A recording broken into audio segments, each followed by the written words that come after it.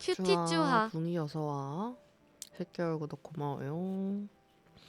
어제랑 그제가 완전 그거였나 보네. 구독 갱신날? 어제랑 그제가 완전 그 갱신 그거였는데?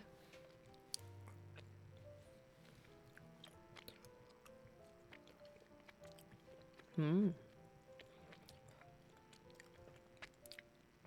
오늘 정말 진짜 짧게 읽을 거예요. 아마도. 짧게 읽고, 잠깐 오버워치 갈까 생각 중? 오버워치에 그 코스튬 나왔다고 해가지고, 르세라핌 그거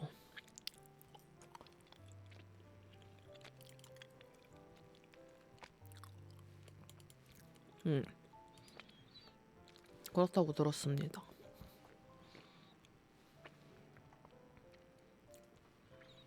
13일? 13일에 업데이트 될걸? 아직 잘 모르겠어요. 업데이트는 13일이라고 적혀있는데? 3월 13일?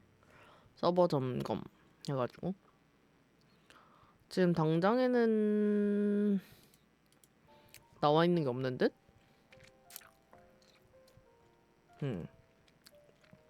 일단 지금 당장에는 나와있는 거 없는 것 같아요.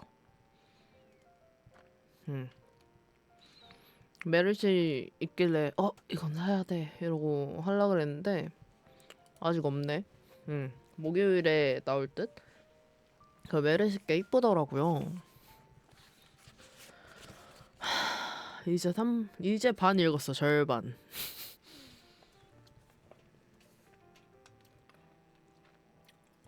다시 한번 읽어볼까요?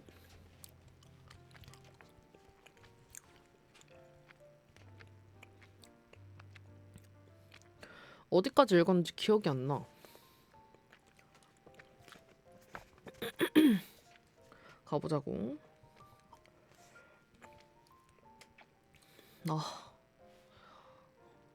이거 안 보여주지 않았나 내가? 안 보여줬던 것 같아. 기억이 안 나. 쭈아 기감님 어서오세요. 쿠키는 잘 받으셨나요? 무튼 읽어볼게요.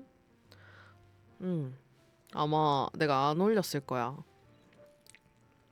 뺨 6. 검열을 어떻게 통과할 생각이지? 서 선생의 극단 스태프라는 청년이 방금 전해주고 간 초대권을 들여다보며 편집장이 중얼거렸다. 아, 다행이에요. 그래도 맛있게 먹었다니까 다행이야. 혼잣말 같지만 그녀에게 묻는 말이었다. 처음부터 대본을 다시 쓰고 있는 건가? 공연이 보름도 안 남았는데 연습을 어떻게 하려고? 그와 서 선생의 계획은 이번 주에 희곡집을 출간해 다음 주 일간지 문예면에 리뷰가 실리도록 하는 것이었다. 극단으로서는 공연을 홍보할 수 있는 좋은 기회였다. 공연 기간에는 윤대리가 나가 극장 홍보에서 희곡집을 판매할 예정이었다. 하지만 검열 때문에 출판이 무산됐으니 내용이 같은 연극 공연도 무산되는 것이 수순이었다.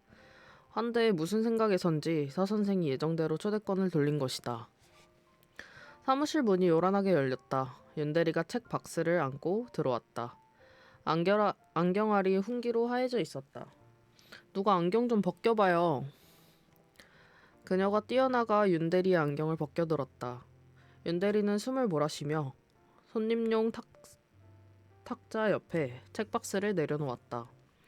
그녀는 커터칼로 상자를 뜯고 책 2권을 꺼냈다. 한 권을 편집장에게 가져다 준 뒤 남은 한 권을 훑어보았다. 수배 중인 번역자의 이름 대신 미국으로 이민 갔다는 편집장의 친척 이름을 넣은 책이었다.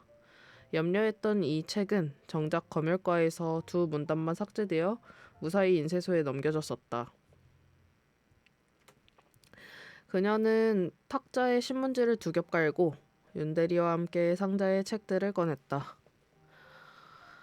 출판사 로고가 인쇄된 봉투와 책과 보도자료를 함께 넣고 내일 아침 배포할 언론사별로 가지런히 쌓았다.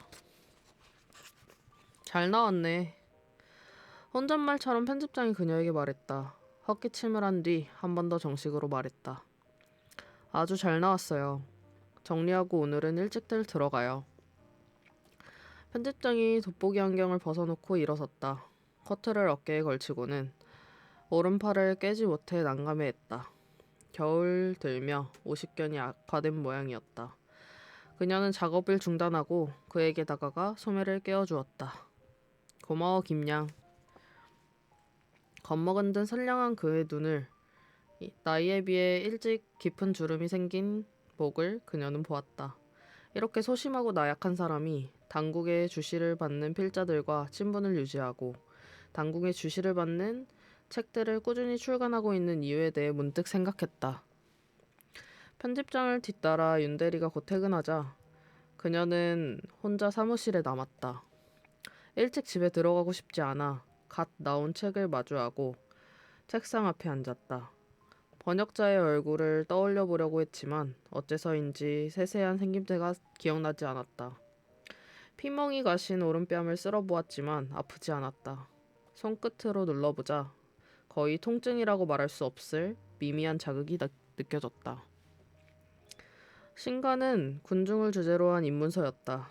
저자는 영국 출신이었고 대부분 사례를 근현대 유럽에서 가져왔다.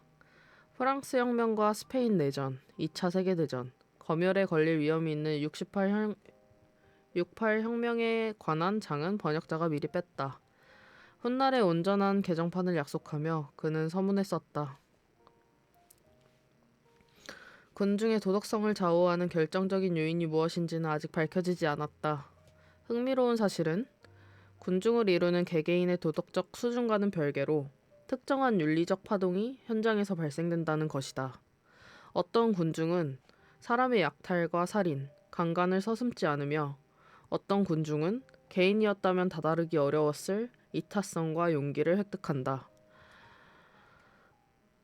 후자의 개인들이 특별히 숭고했다기보다는 인간이 근본적으로 지닌 숭고함이 군중의 힘을 빌려 발현된 것이며 전자의 개인들이 특별히 야만적이었던 것이 아니라 인간의 근원적인 야만이 군중의 힘을 빌려 극대화된 것이라고 저자는 말한다. 그 다음 문단은 검열 때문에 온전히 책에 실리지 못했다. 그렇다면 우리에게 남은 질문은 이것이다. 인간은 무엇인가? 인간이 무엇이지 않기 위해 우리는 무엇을 해야 하는가? 이어서 먹선으로 지어진 넉 줄의 문장들을 그녀는 기억했다. 물잔을 만지작거리던 길고 거무스름한 손톱들을 기억했다. 그러나 정확한 이목구비만을 끝내 떠오르지 않았다. 그녀는 책을 덮고 기다렸다. 창밖이 더 어두워지기를 기다렸다. 그녀는 인간을 믿지 않았다. 어떤 표정, 어떤 진실, 어떤 유려한 문장도 완전히 신뢰하지 않았다. 오로지 끈질긴 의심과 차가운 질문들 속에서 살아나가야 한다는 것을 알았다. 그 오전 분수대에서는 물줄기가 뿜어져 나오지 않았다. 도청 담장 앞에 던져진 주검들 옆으로 총을 맨 군인들이 새로운 주검들의 다리를 끌고 왔다. 주검들의 등과 뒤통수가 함부로 바닥에 쓸리고 튀어올랐다.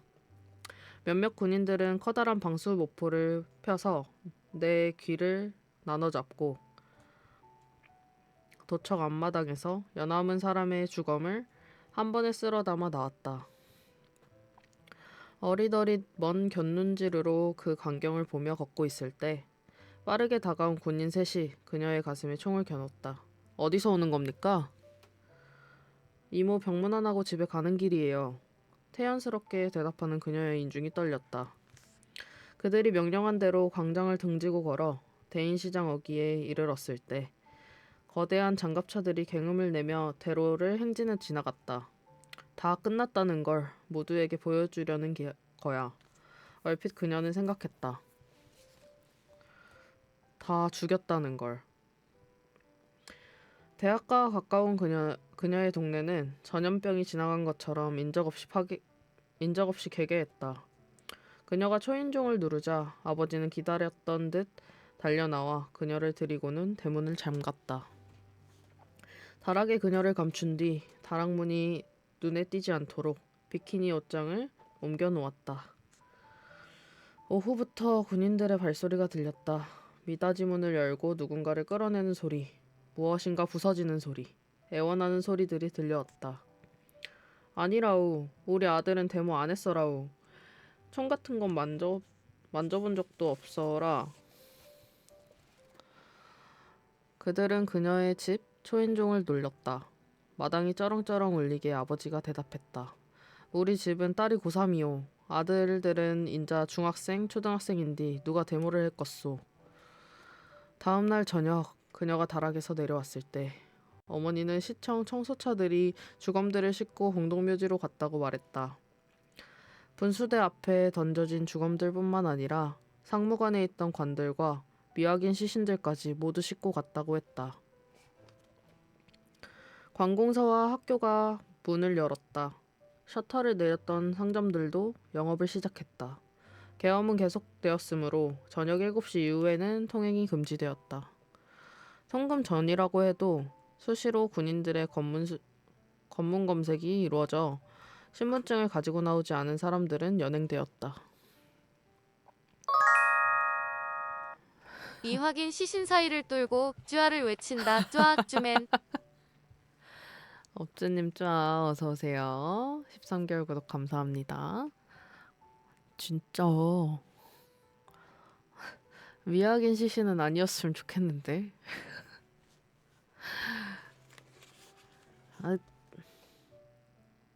그래서 어디더라? 어,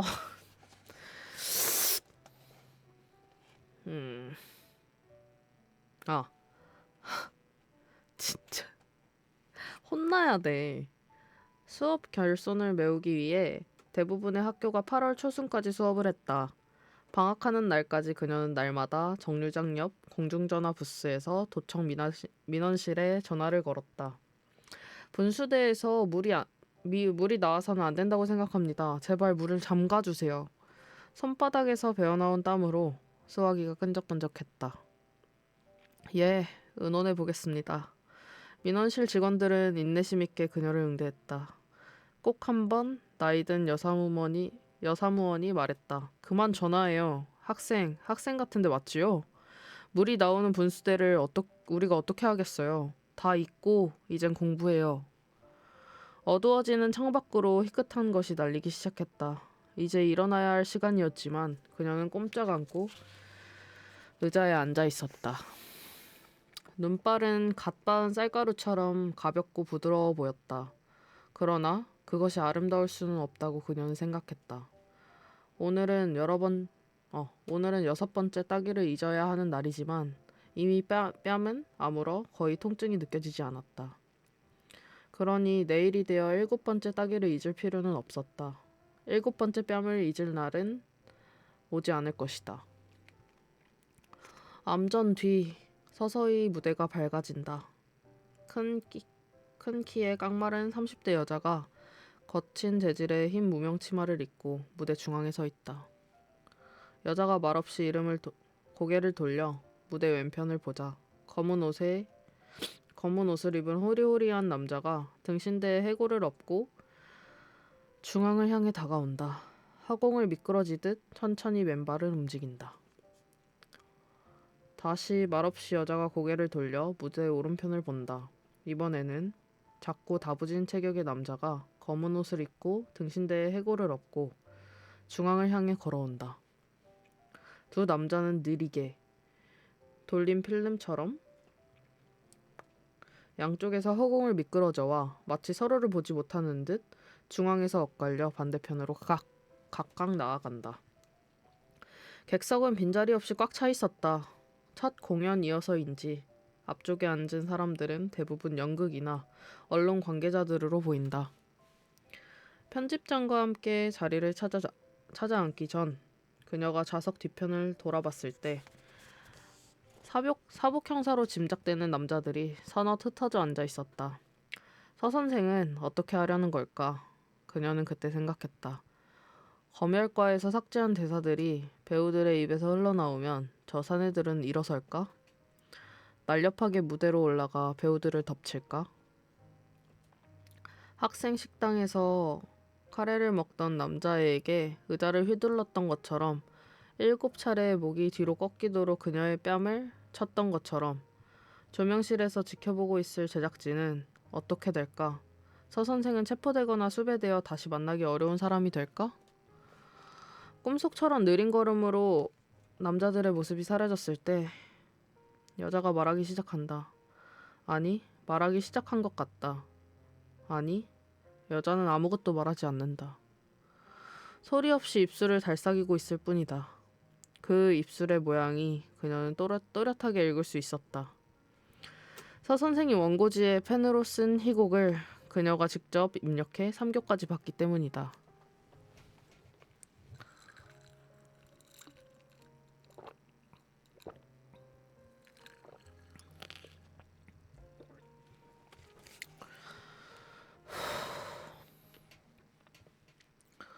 당신이 죽은 뒤 장례식을 치르지 못해 내 삶이 장례식이 되었습니다. 여자가 등을 보이며 뒤돌아선다.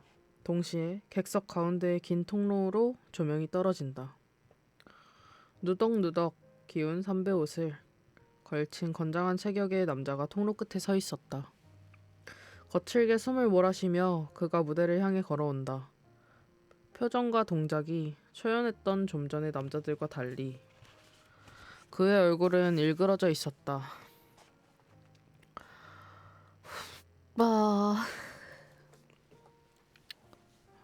뭔가 슬퍼.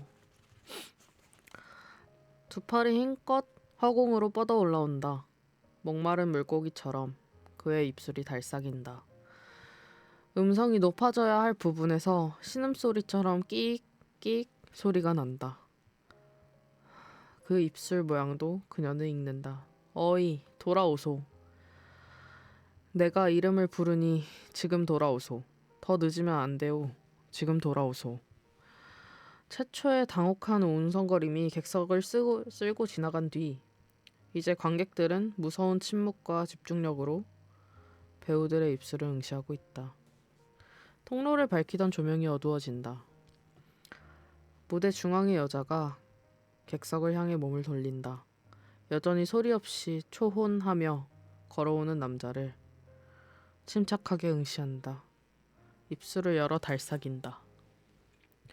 당신이 죽은 뒤 장례를 치르지 못해 당신을 보았던 내 눈이 사원이 되었습니다. 당신의 목소리를 들었던 내 귀가 사원이 되었습니다. 당신의 숨을 들이마신 허파가 사원이 되었습니다.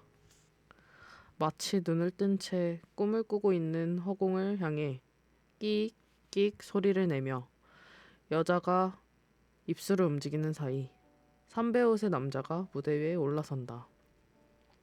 두 팔을 허공에 휘저으며 여자의 어깨를 스쳐 지나간다.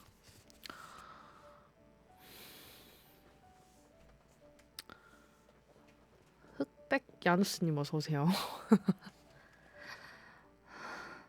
봄에 피는 꽃들, 버드나무들, 빗방울과 눈송이들이 사원이 되었습니다. 날마다 찾아오는 아침, 날마다 찾아오는 저녁들이 사원이 되었습니다. 눈부신 조명이 다시 객석 사이로 쏘아져 내려온다. 앞쪽 좌석에서 그녀가 고개를 돌리자 11~12살로 보이는 어린 소년이 어느새 통로 가운데 서 있다. 하얀 반소매 체육복 상하이에 흰 운동화를 신고 조그마한 해골의 머리를 추운 듯 가슴에 끌어안고 있다. 소년이 무대를 향해 걷기 시작하자 네 발 짐승들처럼 허리를 90도로 구부린 배우들의 무리가 어두운 통로 뒤편에서 나타나 뒤를 따른다. 아 진짜. 전망구님 어서 오세요. 일부러 한 명 한 명씩 나오는 거지 지금. 너 어디까지 읽었는지 까먹었어. 아, 근데 이거 너무 슬퍼.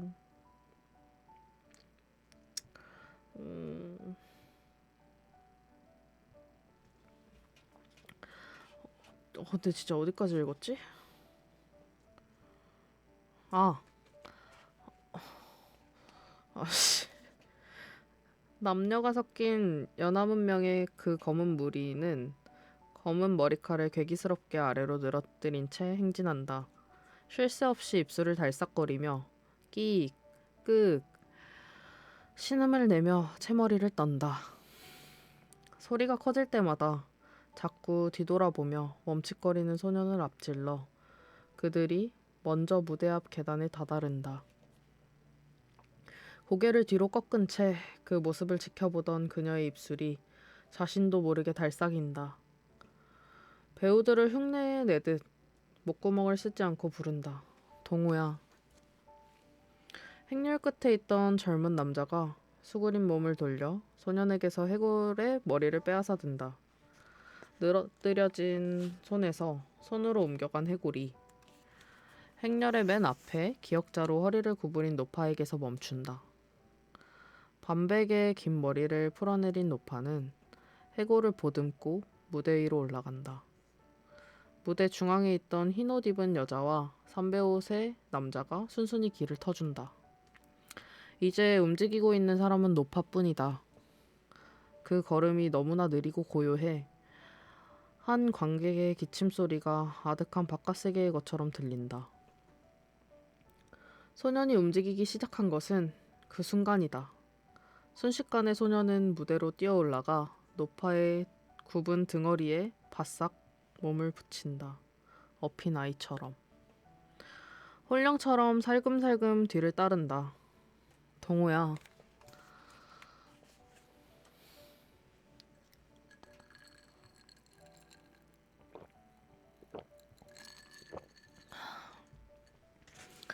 그녀는 아랫입술 안쪽을 악 문다. 색색의 만장들이 일제히 무대 천장에서 내려오는 것을 본다. 무대 아래 네 발 짐승처럼 모여있던 배우들이 벼랑간 꼿꼿이 허리를 편다. 노파가 걸음을 멈춘다. 업힌 아이처럼 바싹 붙어 걷던 소년이 객석을 향해 몸을 돌린다. 그 얼굴을 바로 보지 않기 위해 그녀는 눈을 감는다. 내가 죽은 뒤 장례식을 치르지 못해 내 삶이 장례식이 되었다. 내가 방수 모포에 쌓여 청소차에 실려간 뒤에 용서할 수 없는 물줄기가 번쩍이며 분수대에서 뿜어져 나온 뒤에 어디서나 사원의 불빛이 타고 있었다. 봄에 피는 꽃들 속에, 눈송이들 속에, 날마다 찾아오는 저녁들 속에, 다 쓴 음료수 병에 내가 꽂은 양초 불꽃들이 뜨거운 고름 같은 눈물을 닦지 않은 채 그녀는 눈을 부릅뜬다. 소리 없이 입술을 움직이는 소년의 얼굴을 뚫어지게 응시한다.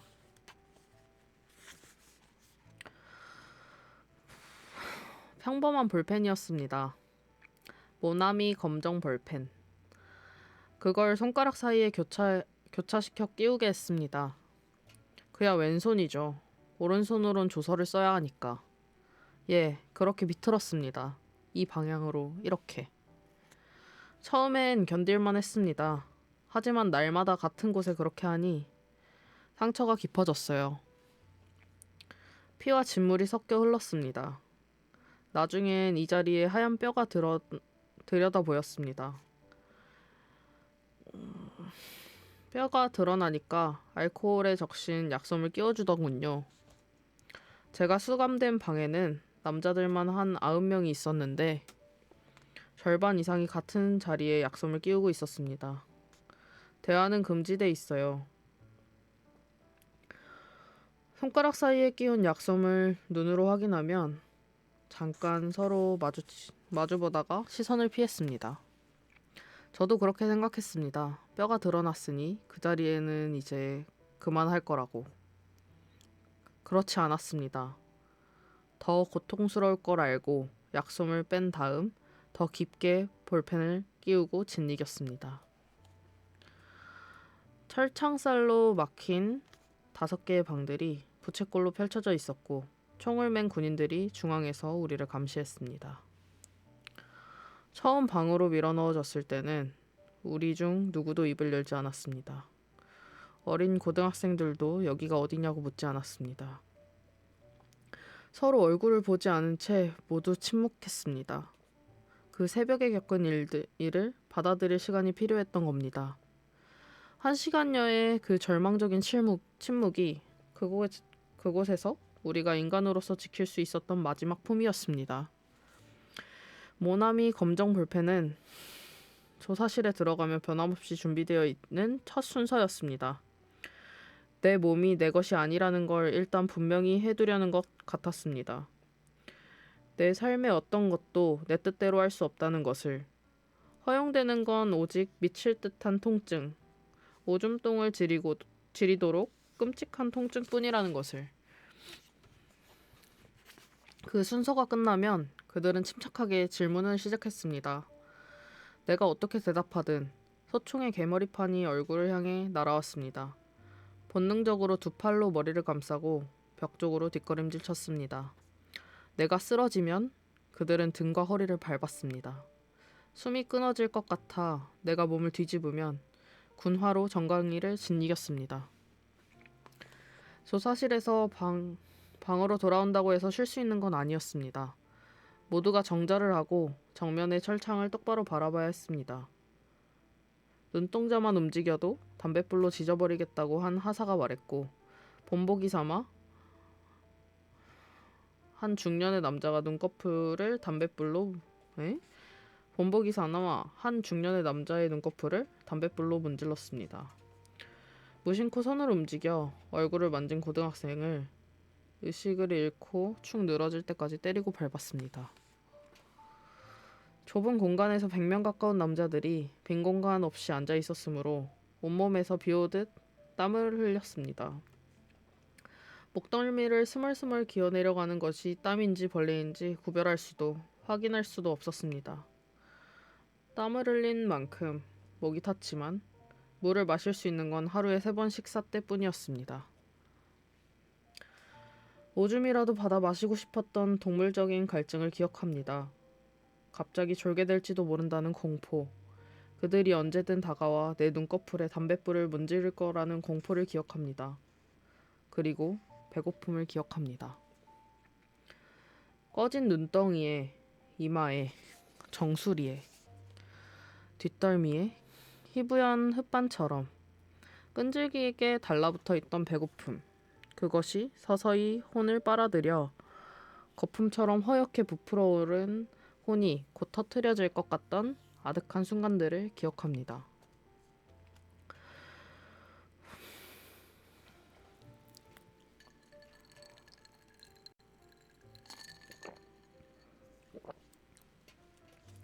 그곳의 한 끼 식사는 식판에 담긴 밥 한 줌과 국 반 그릇, 김치가 전부였습니다. 그것을 우리들은 2인 1조로 나눠 먹었습니다. 김진수와 한조가 되었을 때 서서히 혼이 빨려나간 짐승과 같은 상태였던 나는 안도했습니다. 그는 많이 먹을 것 같은 사람이 아니었으니까요. 얼굴이 창백하고 눈 언저리는 병자처럼 어두웠으니까요. 두 눈은 생기도 표정도 없이 공허하게 번쩍였으니까요. 1달 전 그의 부고를 들었을 때 가장 먼저 떠오른 것이 바로 그 눈이었습니다. 멀건 콩나물국에서 콩나물을 골라 먹다 말고 멈칫 나를 보던 눈. 그가 콩나물을 다 먹어버릴까봐 긴장하고 있던 나를, 오물거리며 그의 입술을 혐오하며 쏘아보고 있던 나를 묵묵히 마주 바라보던, 나와 똑같이 짐승이었던 그의 차갑고 공허한 두 눈. 나는 모릅니다. 왜 김진수는 죽었고 그와 한조가 되어 함께 밥을 먹었던 나는 아직 살아있는지. 김진수가 더 많은 고통을 받았을까요? 아니요. 나도 충분히 고통받았습니다. 김진수가 더 잠을 못 잤을까요? 아니요. 나도 잠을 못 잡니다. 하루도 깊이 못 잡니다. 숨이 붙어있는 한 숨이 붙어있는 한 계속 그럴 겁니다. 선생이 나에게 처음 전화를 걸어 김진수에 대해 물은 뒤 생각했습니다. 다시 전화를 걸어온 선생과 이곳에서 만날 약속을 잡은 뒤에도 생각했습니다. 하루도 빠짐없이 생각하고 또 생각했습니다. 그는 왜 죽었고 아직 나는 살아있는지. 김진수가 처음이 아니라고 선생은 전화로 말했지요. 우리들 중 더 많은 사람이 스스로 목숨을 끊을 가능성이 있다고도 말했지요. 그렇다면 선생을 날 도우려는 겁니까? 하지만 선생이 쓰려고 하는 그 논문은 선생 자신을 위한 것이 아닙니까? 김진수의 죽음을 심리적으로 부검하고 있다는 선생의 말을 나는 이해할 수 없습니다. 지금 내 말들을 녹취함으로써 김진수가 죽어간 과정을 복원할 수 있습니까? 그와 나의 경험이 비슷했을지 모르지만 결코 동일하지는 않습니다. 그가 혼자서 겪은 일들을 그 자신에게서 듣지 않는 한 어떻게 그 죽음이 부검될 수 있습니까? 김진수는 우리 중에서도 특별히 변칙적인 고문을 더 당한 것으로 알고 있습니다. 아마 외모가 여성적이어서 그랬던 것 같습니다. 아니요, 당시에는 말하지 않았습니다. 10년쯤 지난 뒤에야 들은 이야기입니다. 성게를 꺼내 탁자에 올려놓게 하고 나무 자로 내려치겠다며 위협했다고 했습니다. 하체를 발가벗기고 영창 앞 잔디밭으로 데려가 팔을 뒤로 묶고 엎드려 있게 했다고 했습니다. 굵은 개미들이 3시간 동안 김진수의 사타구니를 물었다고 했습니다. 석방된 뒤 거의 매일 밤 벌레와 관련된 악몽을 꾸었다고 들었습니다. 그 전에는 모르는 사이였습니다. 오며 가며 상황실에서만 얼굴만 봤지요. 김진수는 그 해에 대학 신입생이었으니 아직 뺨에 솜털이 나 있었습니다. 얼굴이 희고 속눈썹이 유난히 짙어서 눈에 띄었습니다. 볼 때마다 무척 빠르게 걸어다닌다는 느낌이었는데 팔다리와 허리가 가늘고 길어서 더 그렇게 보였던 것 같습니다. 희생자 파악하고 시신 관리를 총괄하고 관이며 태극기를 구해와서 장례 준비하고 주로 그런 일을 했던 걸로 압니다. 사실 그 친구가 마지막 밤에 남을 거라고는 생각지 못했습니다. 총기를 모두 회수한 뒤 계엄군이 들어오기 전에 도청을 깨끗이 비워놓자고 단 한 사람도 희생되어선 안 된다고 말하는 학생들 중 하나일 거라고 생각했습니다. 저녁에 남은 걸 보고도 의심했습니다. 저 친구는 자정이 되기 전에 빠져나갈 거라고. 김진수와 나를 포함해 12명이 한조가 되어 2층 소회의실에 모였습니다. 처음이자 마지막이라고 생각하고 통성명을 했습니다. 각자 간단한 유서를 써서 이름과 주소를 적고는 찾기 쉽도록 셔츠 앞주머니에 넣었습니다. 당장 닥쳐올 일들이 실감나지 않았던 것도 사실입니다. 하지만 계엄군이 시내로 진입했다는 무전이 들어오기 시작하자 그제야 긴장되었습니다. 상황실장이 복도로 김진수를 불러낸 건 자정 무렵이었습니다. 여자들을 호위해 도청 밖으로 데려다 주라는 상황실장의 우렁우렁한 목소리가 회의실 안까지 들렸습니다. 상황실장이 김진수를 지목해 그 일을 맡긴 건 유난히 가냘프게 생긴 그 친구가 돌아오지 않아도 좋다는 생각에서였을 거라고 나는 짐작했습니다. 김진수가 자신의 총을 챙겨 굳은 얼굴로 나가는 모습을 보며 생각했던 기억이 납니다. 그래, 너는 돌아오지 말아라. 그러나 짐작과는 달리 그는 30분이 채 지나지 않아 돌아왔습니다. 나갈 때와는 달리 긴장이 완전히 풀린 얼굴이었습니다.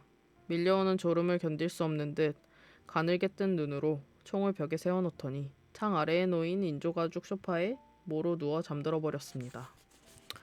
내가 흔들어 깨우자 신음하듯 말했습니다. 죄송합니다. 조금만 잘게요. 이상한 일은 그 모습을 지켜보던 다른 사람들도 벼랑간 기운이 빠진 듯 벽에 기대 앉았다는 것입니다.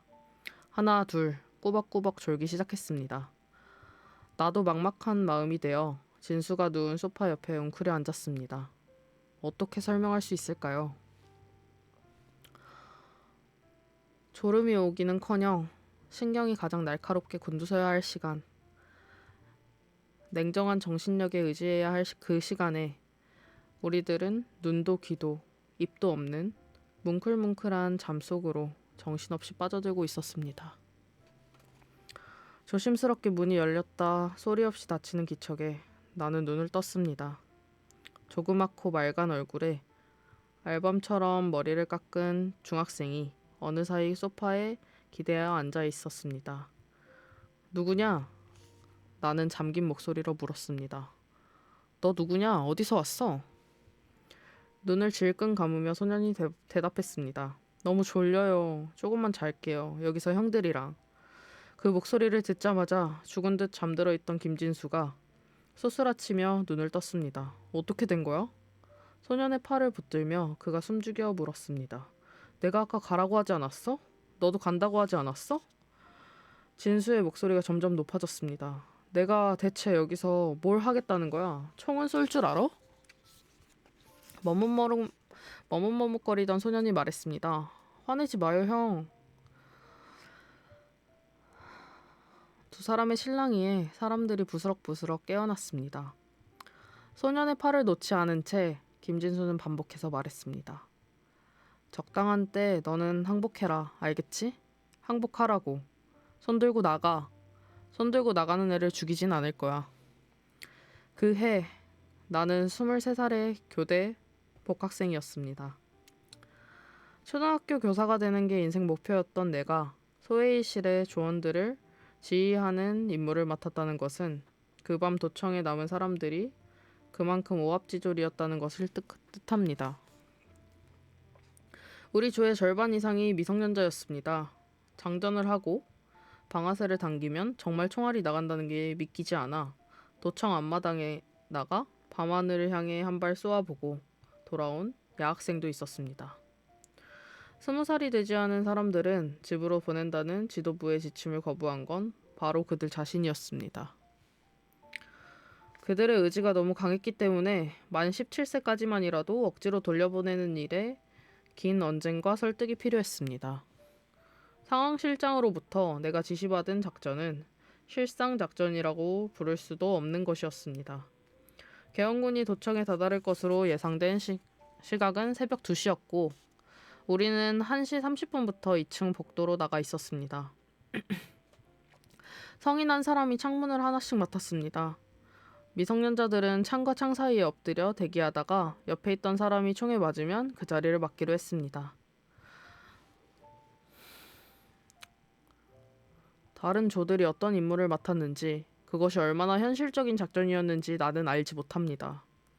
처음부터 상황실장은 우리 목표가 버티는 것이라고 말했습니다. 날이 밝을 때까지만, 수십만의 시민이 분수대 앞으로 모일 때까지만. 지금은 어리석게 들리겠지만 그 말을 절반은 믿었습니다. 죽을 수 있지만 어쩌면 살 수도 있다고 생각했습니다. 지겠지만 어쩌면 버텨낼 수 있을 거라고 생각했습니다. 나뿐 아니라 조원들 대부분이, 특히 어린 친구들은 더 강한 희망을 품고 있었습니다. 지도부를 이끌었던 대변인이 전날 외신 기자들을 만나 했다는 말을 우리는 모르고 있었습니다. 우리가 반드시 패배할 거라고 그는 말했다지요. 반드시 죽을 것이며 두렵지 않다고 말했다지요.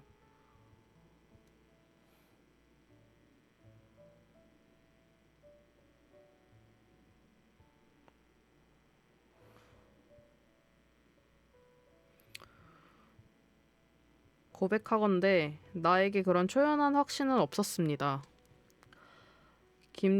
김진수의 생각에 대해서는 알지 못합니다.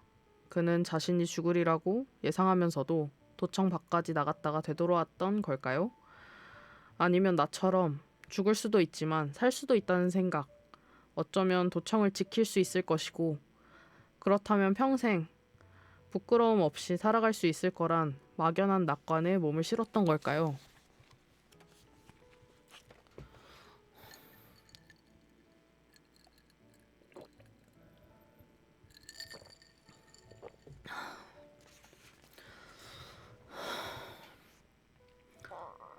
군인들이 압도적으로 강하다는 걸 모르지 않았습니다. 다만 이상한 건 그들의 힘만큼이나 강렬한 무언가가 나를 압도하고 있었다는 겁니다. 양심. 그래요, 양심. 세상에서 가장 무서운 게 그겁니다. 군인들이 쏘아 죽인 사람들의 시신을 리어카에 실어 앞세우고 수십만의 사람들과 함께 총구 앞에 섰던 날. 느닷없이 발견한 내 안의 깨끗한 무엇에 나는 놀랐습니다. 더 이상 두렵지 않다는 느낌. 지금 죽어도 좋다는 느낌. 수십만 사람들의 피가 모여 거대한 혈관을 이룬 것 같았던 생생한 느낌을 기억합니다. 그 혈관에 흐르며 고동치는 세상에서 가장 거대하고 숭고한 심장의 맥박을 나는 느꼈습니다. 감히 내가 그것의 일부가 되었다고 느꼈습니다. 도청 앞 스피커에서 연주곡으로 흘러나온 애국가에 맞춰 군인들이 발포한 건 오후 1시경이었습니다. 시위 대열 중간에 서 있던 나는 달아났습니다. 세상에서 가장 거대하고 숭고한 심장이 산상조각나 흩어졌습니다. 총소리는 광장에서만 들리는 게 아니었습니다. 높은 건물마다 저격수가 배치되어 있었습니다. 옆에서, 앞에서. 맥없이 쓰러지는 사람들을 버려둔 채 나는 계속 달렸습니다. 광장에서 충분히 멀어졌다고 생각됐을 때 멈췄습니다. 허파가 터질 듯 숨이 찼습니다. 땀과 눈물에 얼굴이 흠뻑 젖은 채 셔터가 내려진 상점 앞 계단에 주저앉았습니다. 나보다 강한 몇몇 사람이 다시 거리 가운데에 모여 예비군 훈련소에 가서 총을 가져오자고 의논하는 소리가 들렸습니다. 가만히 있으면 다 죽어요. 우릴 다 쏴 죽일 거란 말이오. 우리 동네는 집에까지 공수들이 들어왔소. 무서워서 나는 머리맡에 시카를 두고 잤소. 말이 됩니까? 저쪽은 총이 있는데. 수백 발을 저렇게 백주 대낮에 쏘는데.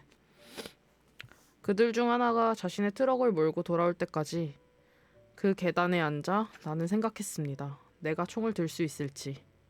살아있는 사람을 향해 방아쇠를 당길 수 있을지 생각했습니다. 군인들이 가진 수천 정의 총이 수십만의 사람들을 살해할 수 있다는 것, 쇠가 몸을 뚫으면 사람이 쓰러진다는 것, 더웠던 몸들이 차가워진다는 것을 생각했습니다. 내가 함께 올라탄 트럭이 시내로 돌아왔을 때는 이미 늦은 밤이었습니다. 우리는 두 차례의 길을 잘못 들었고 겨우 도착한 예비군 훈련소는 이미 다른 사람들이 총을 가져가 아무것도 남지 않았습니다. 그 사이 얼마나 남은 사람들이 시가전에서 희생되었는지 난 알지 못합니다. 기억하는 건 다음날 아침 헌혈하려는 사람들이 끝없이 줄을 서 있던 병원들의 입구, 피 묻은 흰 가운에 들것을 들고 폐허 같은 거리를 빠르게 걷던 의사와 간호사들, 내가 탄 트럭 위로 김에 싼 주먹밥과 물과 딸기를 올려주던 여자들, 함께 목청껏 부르던 애국가와 아리랑 뿐입니다. 모든 사람이 기적처럼 자신의 껍데기 밖으로 나와 연한 맨살을 맞댄 것 같던 그 순간들 사이로 세상에서 가장 거대하고 숭고한 심장이, 부서져 피 흘렀던 그 심장이 다시 온전해져 맥박을 치는 걸 느꼈습니다. 나를 사로잡은 건 바로 그것이었습니다. 선생은 압니까? 자신이 완전하게 깨끗하고 선한 존재가 되었다는 느낌이 얼마나 강렬한 것인지. 양심이라는 눈부시게 깨끗한 보석이 내 이마에 들어와 박힌 것 같은 순간의 광휘를. 그날 도청에 남은 어린 친구들도 아마 비슷한 경험을 했을 겁니다. 그 양심의 보석을 죽음과 맞바꿔도 좋다고 판단했을 겁니다. 하지만 이제는 아무것도 확신할 수 없습니다. 총을 메고 창 아래 웅크려 앉아 배가 고프다고 말하던 아이들, 소회의실에 남은 카스텔라와 환타를 얼른 가져와 먹어도 되느냐고 묻던 아이들이 죽음에 대해서 뭘 알고 그런 선택을 했겠습니까? 계엄군이 10분 안에 도청에 다다를 거라는 무전이 들어왔을 때 김진수는 자신이 맡은 창을 등지고 서서 말했습니다. 우리는 버틸 수 있는 데까지 버티다 죽을 거지만 여기 있는 어린 학생들은 그래선 안 된다. 마치 자신이 20살이 아니라 30살이나 40쯤 되는 사내인 것처럼 그는 말했습니다. 항복해야 돼. 만약 모두 죽을 것 같다고 생각되면 총을 버리고 즉시 항복해. 살아남을 길을 찾아. 다음의 일은 말하고 싶지 않습니다. 더 기억하라고 나에게 말할 권한은 이제 누구에게도 없습니다. 선생도 마찬가지입니다. 아니요, 쏘지 않았습니다. 누구도 죽이지 않았습니다. 계단을 올라온 군인들이 어둠 속에서 다가오는 것을 보면서도 우리 조는 누구도 방아쇠를 당기지 않았습니다. 방아쇠를 당기면 사람이 죽는다는 걸 알면서 그렇게 할 수가 없었습니다. 우린 쏠 수 없는 총을 나눠 가진 아이들이었던 겁니다.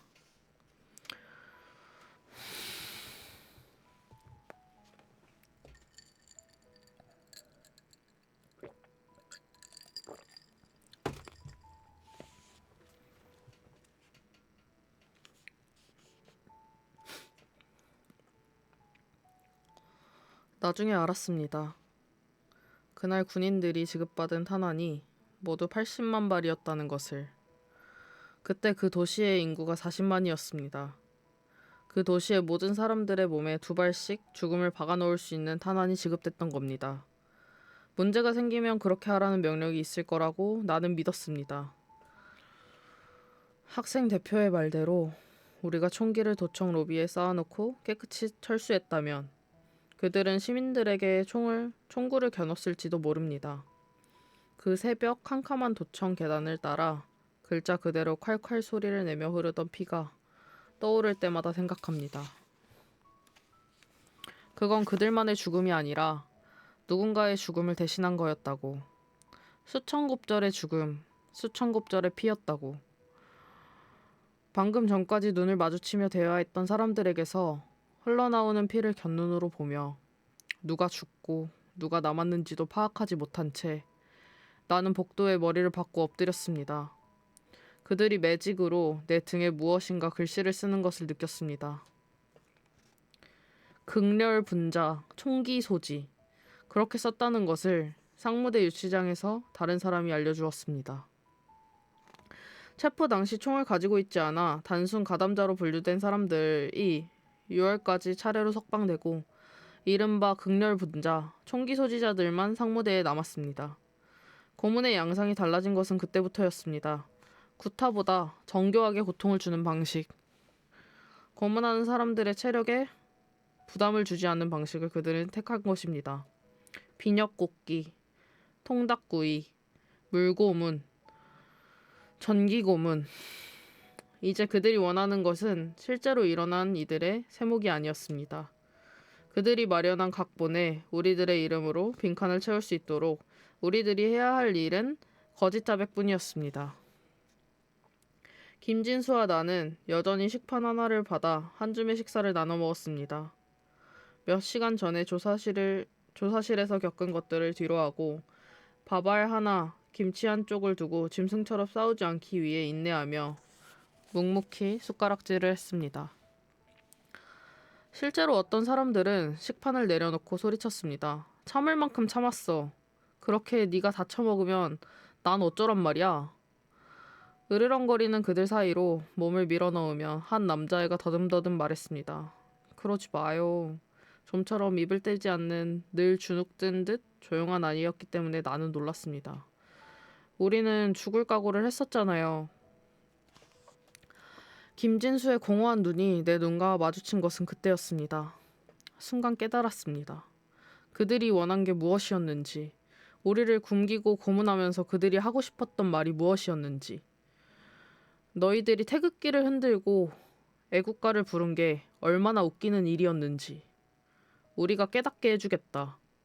냄새를 풍기는 더러운 몸, 상처가 문드러지는 몸, 굶주린 짐승 같은 몸뚱어리들이 너희들이라는 걸 우리가 증명해주겠다.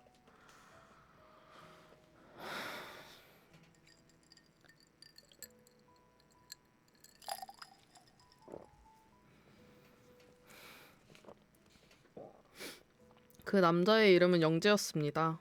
그날 이후 진수는 종종 그 이름을 불렀습니다. 식사가 끝난 뒤 감시병이 너그러지는 10여 분 동안 가만가만 말을 걸었습니다. 영재야, 그렇게 먹고 배 안 고프냐? 김영재, 너 본관이 어디냐? 나도 김의 김씨인데 무슨 파냐? 말 높이지 마라. 16살이면서 난 너보다 4살밖에 안 많아. 그렇게 내가 나이 들어 보이냐? 그래 그럼 삼촌이라고 해라. 어차피 학렬로 내 조카니까. 두 사람이 주고받은 시시콜콜한 대화를 옆에서 들으면서 그 아이가 초등학교만 마치고 3년째 외삼촌의 목공소에서 기술을 배우고 있다는 걸 알게 되었습니다. 2살 많은 외사촌 형을 따라 시민군에 들어갔는데 형은 마지막 새벽 YMCA에서 죽고 혼자 잡혀왔다고 했습니다. 카스테라 제일 먹고 싶어요. 사이다하고 같이. 외사촌이 죽던 이야기를 하면서도 울지 않던 그 아이는 뭐가 먹고 싶으냐는 말에 주먹으로 눈언저리를 문지르며 대답했습니다.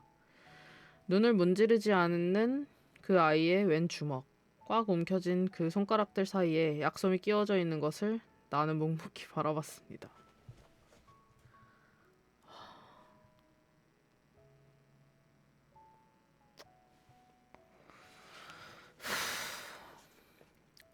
생각하고 또 생각했습니다. 이해하고 싶었기 때문입니다. 어떻게든 내가 겪은 일들을 이해해야 했기 때문입니다. 묽은 진물과 진득한 고름, 냄새나는 침, 피, 눈물과 콧물, 속옷에 지린 오줌과 똥, 그것들이 내가 가진 전부였습니다. 아니, 그것들 자체가 바로 나였습니다.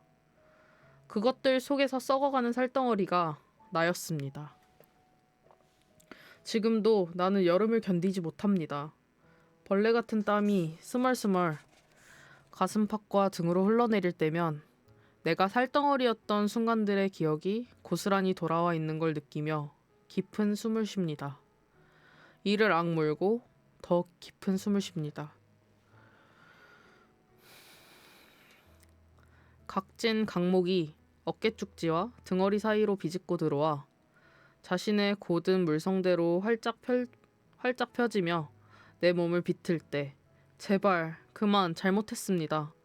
헐떡이는 1초와 1초 사이 손톱과 발톱 속으로 들어오는 송곳을 꽂아 넣을 때 숨 들이쉬고 뱉고 제발 그만 잘못했습니다.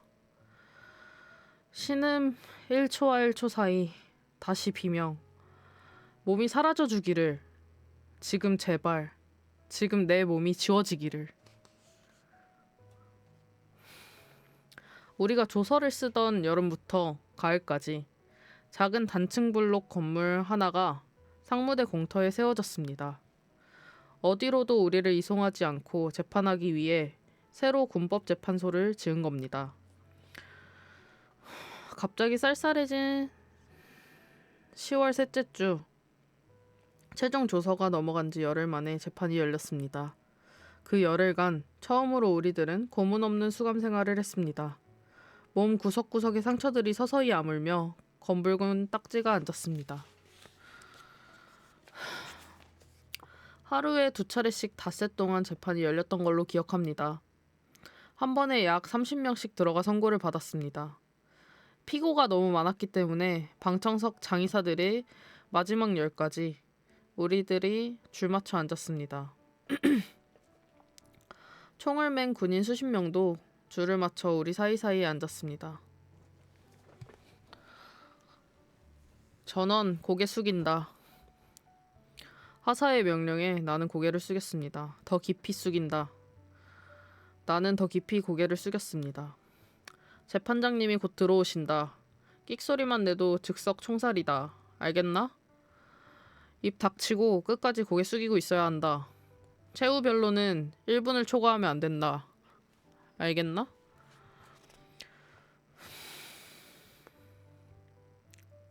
이들은 장전한 소총을 들고 의자와 의자 사이를 다니며 자세가 바르지 않은 사람의 머리를 개머리판으로 쳤습니다.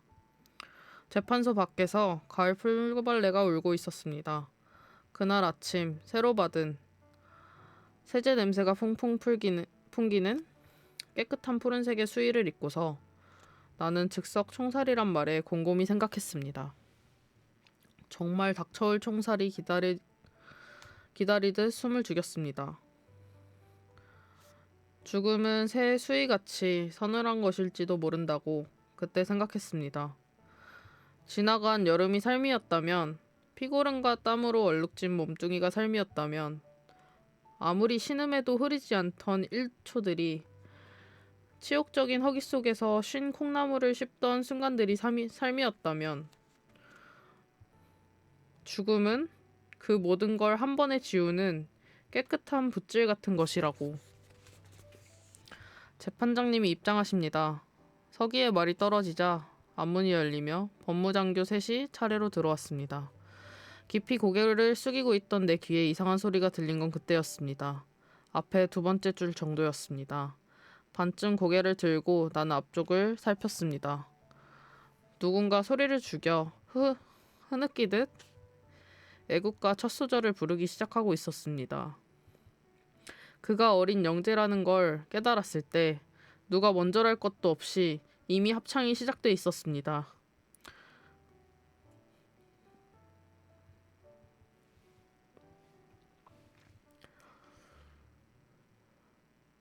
자력에 이끌린 것처럼 나도 따라 불렀습니다. 죽은 듯이 고개를 숙이고 있던 우리들이, 땀과 피와 고름이었던 우리들이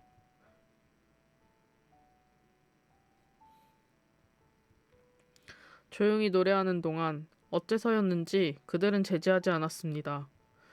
소리치지도, 개머리판으로 머리를 내리치지도, 위협했던 대로 벽으로 몰아세워 총살하지도 않았습니다.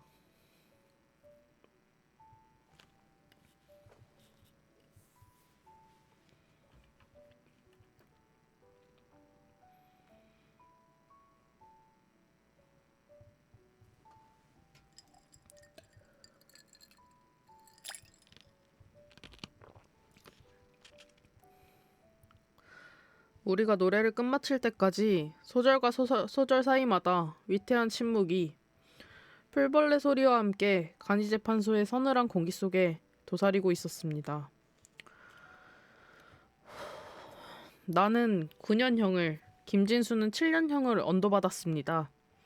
하지만 형량은 무의미했습니다. 이듬해 성탄절까지 군부는 우리 모두를 사형과 무기징역을 선고받은 사람들까지 특사로 석방했으니까요.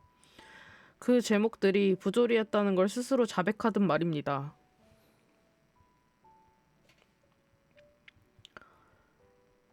김진수를 다시 만난 것은 교도소를 나온 지 이태가 되어가는 세미씨였습니다.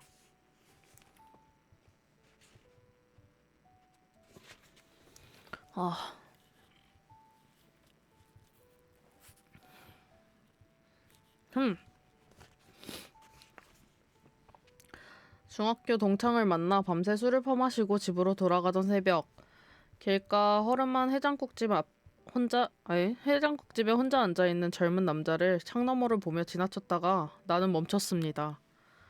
진지하게 숙제를 하는 듯 숟가락을 꼭 쥐고 국밥을 내려다보는 자세가 낯익었기 때문입니다. 아무리 애써도 이해할 수 없는 수수께끼가 그 안에 담겨있는 듯 캄캄한 선짓국의 밑바닥을 들여다보는 길고 짙은 속눈썹 아래 열린 공허한 눈. 내가 국밥집으로 들어가 김진수의 앞에 앉자 그는 무감각하고 차가운 시선으로 나를 건너보았습니다. 술이 덜 깬 나는 잠자코 웃었습니다. 취기가 잠시 허락해준 너그러움으로 기다렸습니다. 잠에서 막 깨어난 것처럼 부스스하고 희미한 미소가 그의 얼굴에 어릴 때까지.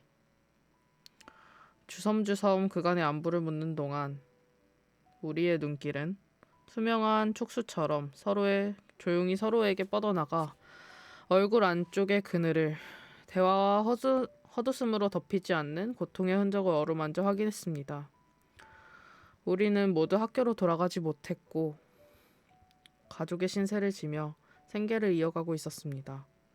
김진수는 매형의 전파사 일을 돕고 있었고 나는 큰 댁에서 하는 식당 일을 돕다가 얼마 전에 그만둔 상태였습니다.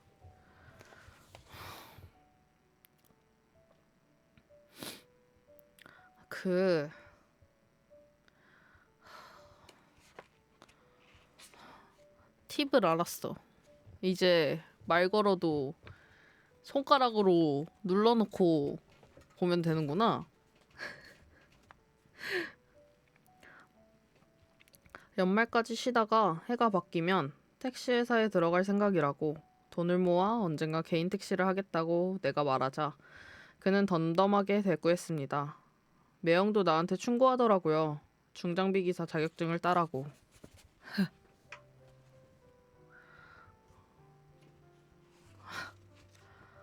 아니, 도대체 그런 드립은 어디서 배워오는 거야? 어이없어. 근데 이제 다른 페이지로 넘어가면 누를 데가 없어. 어차피 일반회사는 못 들어가니까. 그런데 운전면허는 어떻게 따셨어요? 요즘 문제집 들여다보니 머리가 아파요. 실제로 두통이 심해서 외워지지 않아요. 어떨 땐 전파사에서 돈 계산하는 것도 만만치가 않아요. 조금만 복잡한 더하기 빼기를 해도 머리가 아파서 나 역시 원인 없는 치통 때문에 자주 진통제를 먹는다고 말하자 그는 다시 덤덤하게 물었습니다. 잠은 잘 자나요? 난 잠이 안 와서 혼자 소주 2병 마시고 지금 해장하고 있었어요. 집에서 술 먹으면 누나가 싫어하니까. 누나는 뭐 나한테 화내거나 하진 않아요. 그냥 울죠. 그게 보기 싫어서 더 술 생각이 나죠. 한 잔 더 할까요? 물으며 그는 내 얼굴을 무심히 건너다 보았습니다. 우리 한 잔 더 하죠. 아재여도 괜찮아. 재밌으니까. 모지코트 깃을 올려 세운 직장인들이 창밖으로 바삐 걸어 출근할 무렵까지 우리는 함께 마셨습니다. 아무것도 있게 해주지 않는 투명하고 독한 술. 차가운 유리잔에 붓고 다시 부었습니다. 드문드문 기억이 끊기다가 나중에는 완전히 끊어졌습니다. 어떻게 그와 헤어져 집으로 돌아왔는지 기억할 수 없었습니다. 김진수의 실수로 술병이 탁자에서 엎어지고 차가운 술이 내 코레된 바지를 적시던 감각. 그가 스웨터 소매로 함부로 술을 닦아내던 모습. 마침내 고개를 가누지 못하고 탁자에 이마를 엎드리던 순간들이 얼핏 떠오를 뿐입니다.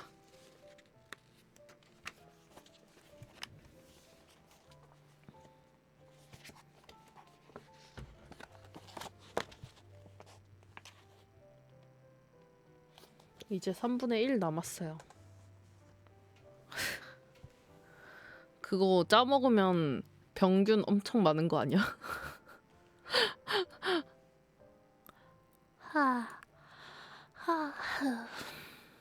얘들아 잘 자고 안녕. 다들 오늘 하루도 고생 많았고 쭈야쌤이 아이고